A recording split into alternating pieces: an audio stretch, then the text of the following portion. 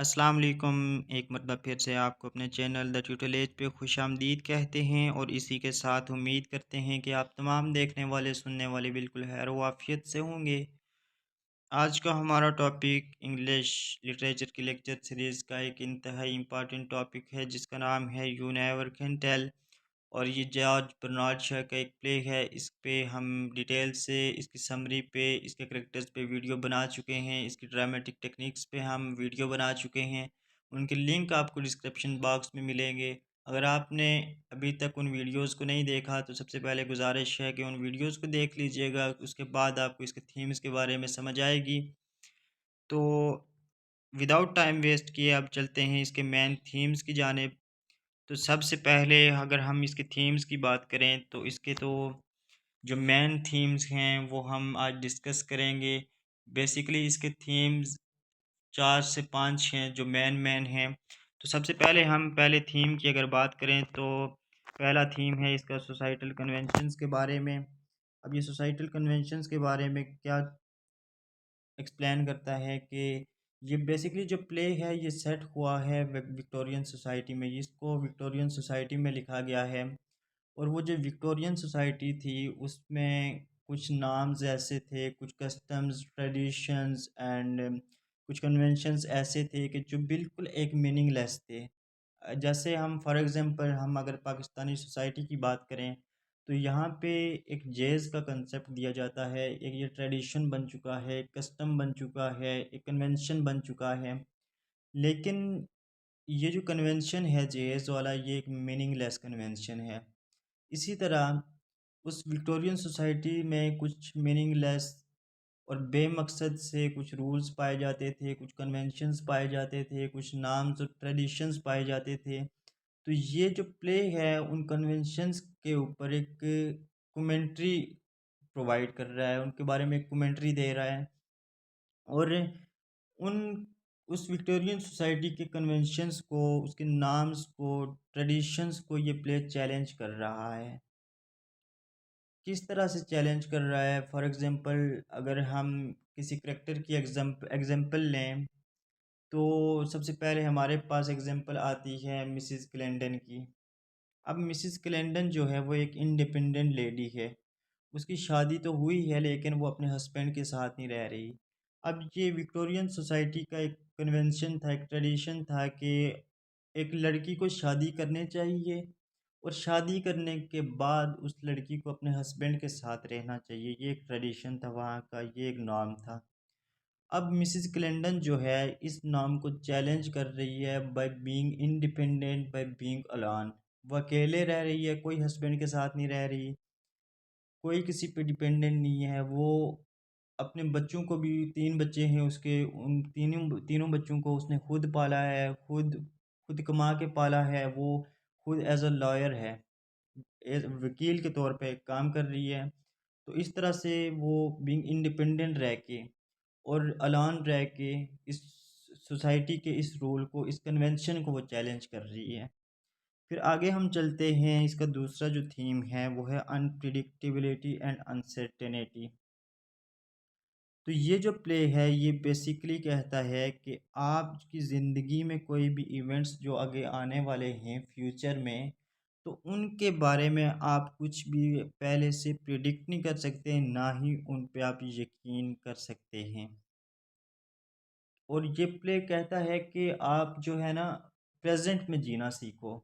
You are not responsible for your future, you can not hold your future, you can not control your future.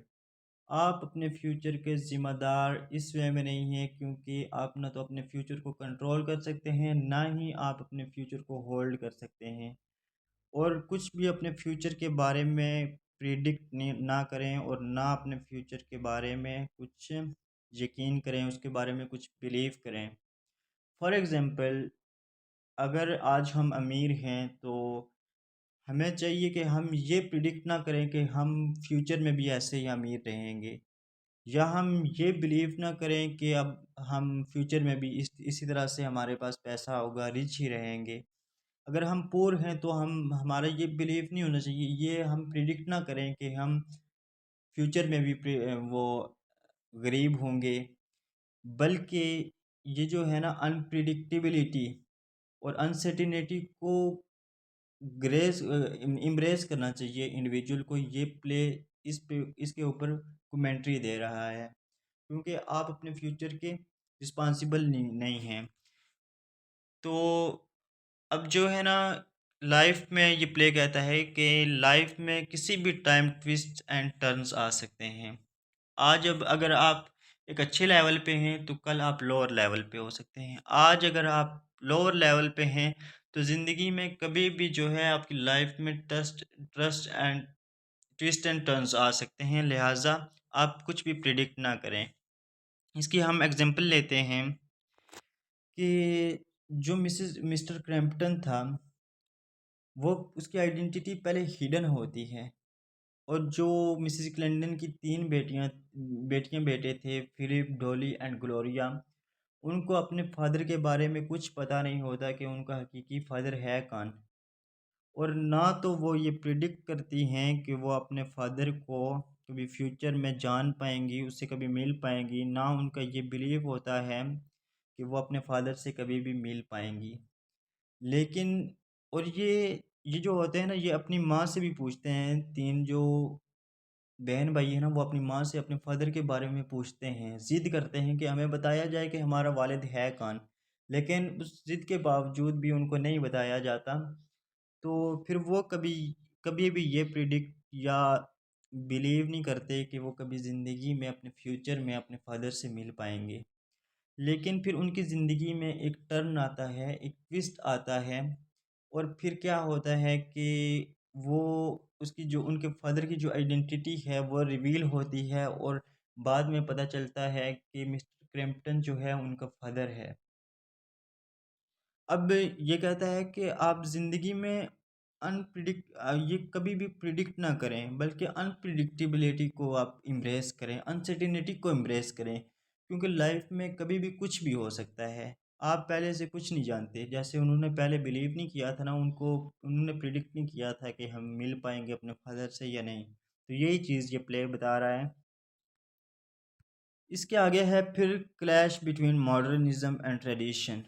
अच्छा, ये इसका concept क्या है कि जो मिसेस क्लेंडन की फैमिली थी ना, तो वो मॉडर्न लोग थे।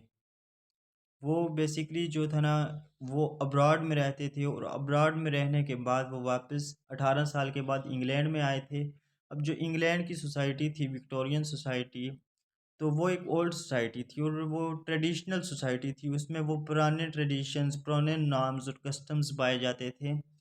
तो ये जो मिसेस क्लेंडन की फैमिली है, जिसमें मिसेस क्लेंडन आती है, फिलिप आता है, डॉली आती है और ग्लोरिया आती है, तो ये इस ट्रेडिशन को चेंज करना चाहते थे। ये जो सोसाइटी, विक्टोरियन सोसाइटी थी ना, इसमें जो भी ट्रेडिशंस पाए जाते थे ना, वो कन्वेंशंस, तो उनको वो मॉडर्निज़्म में कन्वर्ट करना चाहते थे, क्योंकि वो बाहर रह के आए थे। उन्होंने सारी ज़िंदगी 18 साल तकरीबन बाहर गुज़ारे हैं, तो अब वो मॉडर्न बन चुके थे। इसलिए वो इस ट्रेडिशन को मॉडर्निज़्म में कन्वर्ट करना चाहते थे। इसीलिए फिर वो क्या करते हैं कि ये जो वो ट्रेडिशनल सोसाइटी है ना, इसके रूल्स को, इसके नॉर्म्स को चैलेंज करते हैं, ताकि ये सोसाइटी जो है वो ट्रेडिशनल वे से निकल के एक मॉडर्न वे की तरफ आए।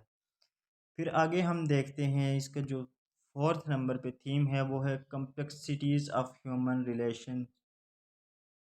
अब इसमें क्या है कि जो ह्यूमन बीइंग्स है ना, इनके रिलेशनशिप्स में कॉम्प्लेक्सिटीज़ पाई जाती हैं।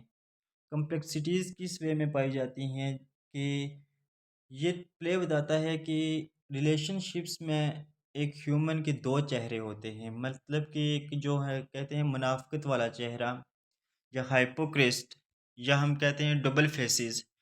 तो एक इंडिविजुअल जब किसी रिलेशनशिप में होता है तो वो 2 चेहरे शो करता है, वो हाइपोक्रिस्ट नेचर उसकी होती है।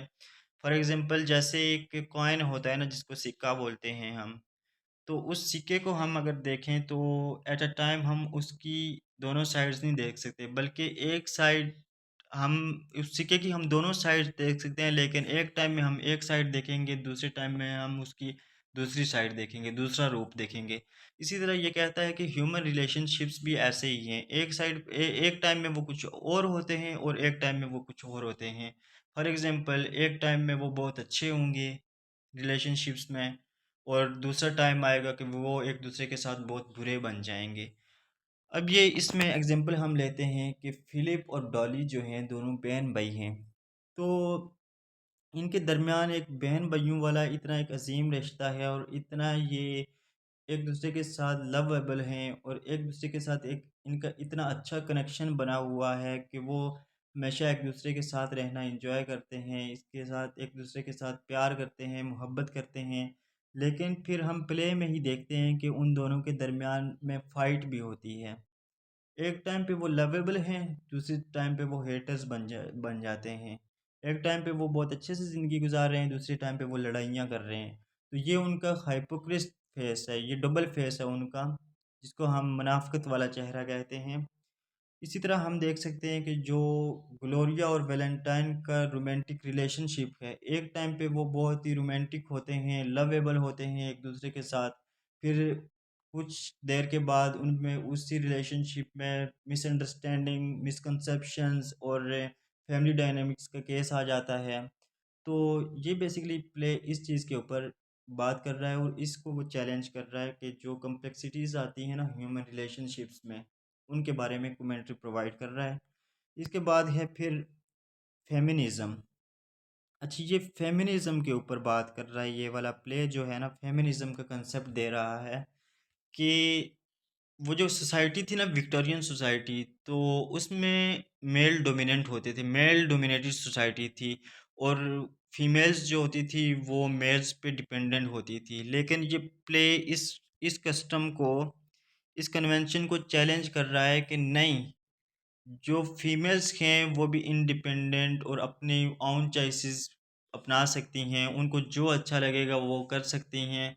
और इस ये जो फेमिनिज़्म वाला है ना, ये करैक्टर ऑफ ग्लोरिया एंड जो दूसरा है उसकी मदर मिसेस क्रेंडन, तो वो इसको चैलेंज कर रही हैं, इस कन्वेंशन को, फेमिनिज़्म वाले मेल डोमिनेटेड जो सोसाइटी थी ना उसको वो चैलेंज कर रही हैं। किस तरह से चैलेंज कर रही हैं कि ग्लोरिया जो है वो भी अपने आप पे डिपेंडेंट है। वो अपनी जो चॉइसेस है ना उनका इंतखाब वो खुद करती है, अपनी चॉइसेस को खुद चूज़ करती है। इसके अलावा वो जो मिसेस क्लेंडन है वो भी अपनी चॉइसेस का इंतखाब खुद करती है। वो अपने जो हस्बैंड है उसके साथ नहीं रहती बल्कि वो अपना कमाती है। इसके अलावा वो हर काम करती है। और जो इसके अलावा फिर ग्लोरिया की हम फिर एग्जांपल लेते हैं कि वो अपनी चॉइसेस अपना के वो किसी और को फॉलो नहीं कर रही, बल्कि वो उसे जैसा अच्छा लगता है वो वैसे कर रही है। उसे वैलेंटाइन अच्छा लगा है, बेशक वो पुअर क्लास से है, लोअर क्लास से है, लेकिन वो उसके साथ प्यार प्यार में वो उनका रिलेशनशिप प्यार में कन्वर्ट हो गया है।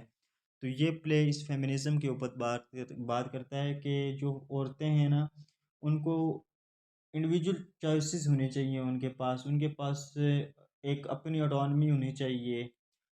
तो ये थे इसके टोटल थीम्स। उम्मीद है आपको समझ आ गई होगी। अगर कोई भी कन्फ्यूजन है तो कमेंट सेक्शन में ज़रूर बताइएगा। Thank you. अल्लाह ने खेबान।